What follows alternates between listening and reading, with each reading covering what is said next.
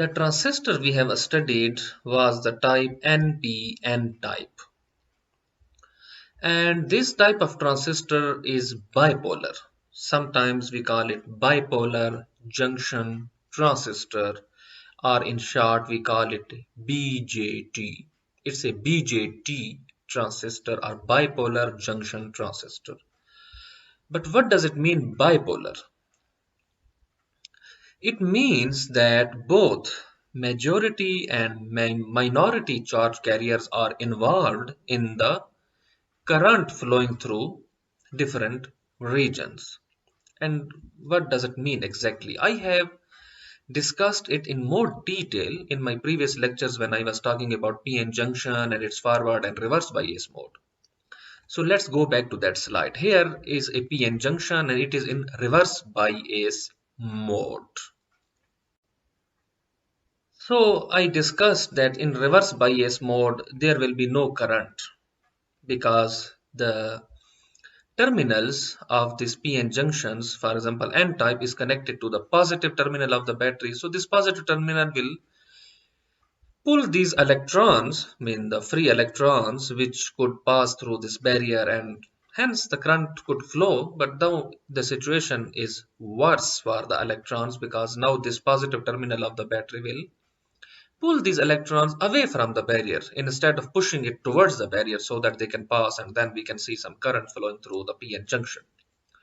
So in that case, there will be no flow of current. Then I discussed that even in reverse bias mode, you will still see some current, although that current will be too low, but still you will see some current. And what was the reason of that current?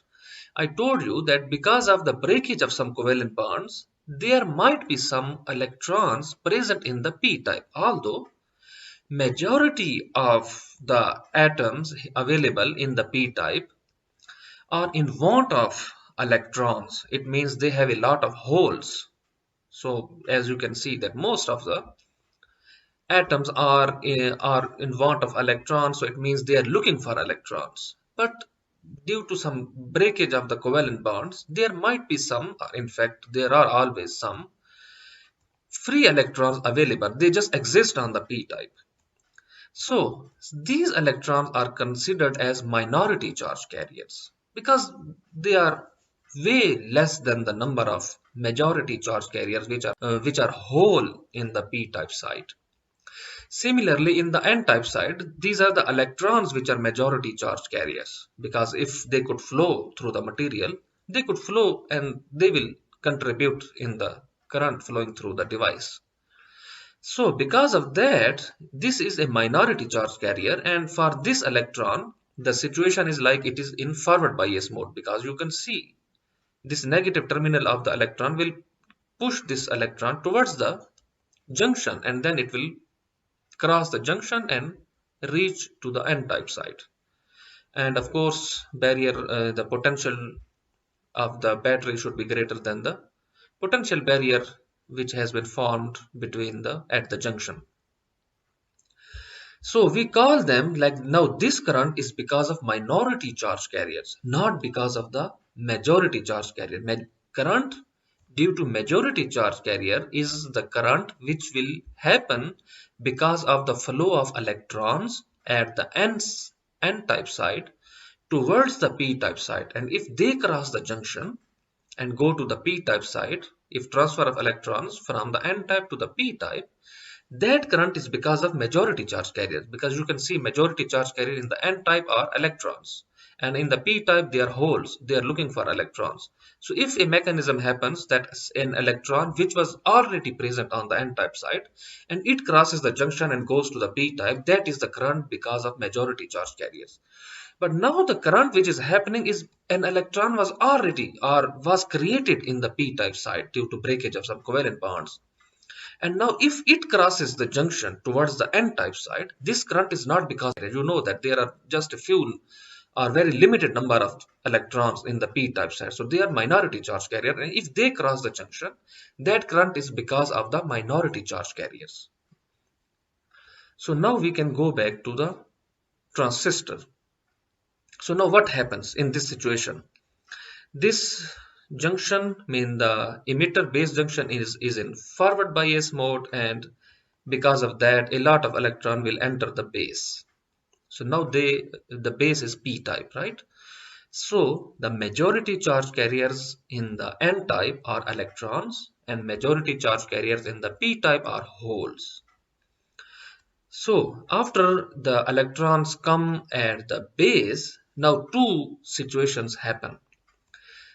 If a small fraction of electrons will go to fill the holes, because area of the base is too small, so only a small fraction of electrons will be able to fill the holes. So if they fill the hole here and there, so you see this electron came from the n type, and in the n type we see majority charge carriers are electrons. So they come to fill the hole here, and then it will fill this hole, and in the same way it will go back.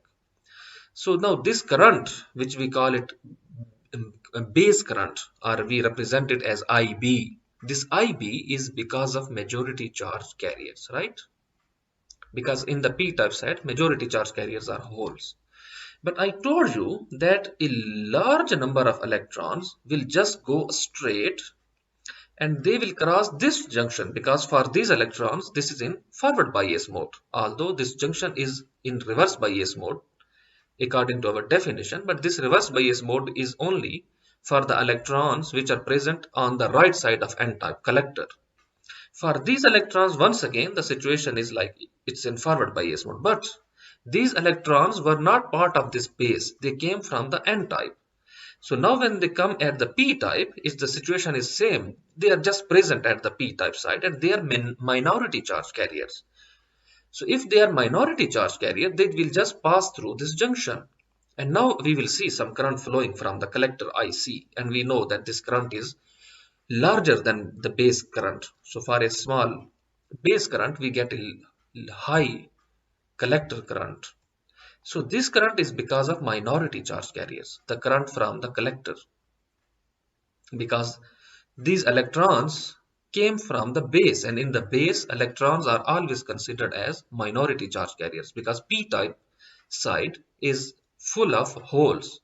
But when an electron, even if it comes from the n-type, and now it is also a minority charge carrier, but it will go to fill the hole, and now holes are contributing in the production of base current, and then it will fill another hole and maybe another hole, another. In this way it will finally come out of the base, and this will constitute base current. But remember that this current is because of the holes, not because of this electron, because electron is a minority charge carrier and it flows because of the holes in this direction. Otherwise it would never go in this direction. It would also pass straight like the other electrons. But because some electron will be able to fill this hole, so now these holes are responsible for the current. So you see, it means the function of this transistor involves both the minority charge carriers current and majority charge carriers current. Minority charge carrier current is the current which is coming from the collector in this situation, and majority charge carrier is because of the holes and it is coming out of the base. So that's why we call them bipolar junction transistor, because majority and minority charge carriers are involved in the operation of this transistor. So we also have a transistor. So bipolar junction transistors, we sometimes call them BJT, and that is the reason we call them BJT, bipolar junction transistor. We also have a unipolar transistor in which only majority charge carriers are involved, and those transistors are different, and you will get a chance to study them in your higher studies.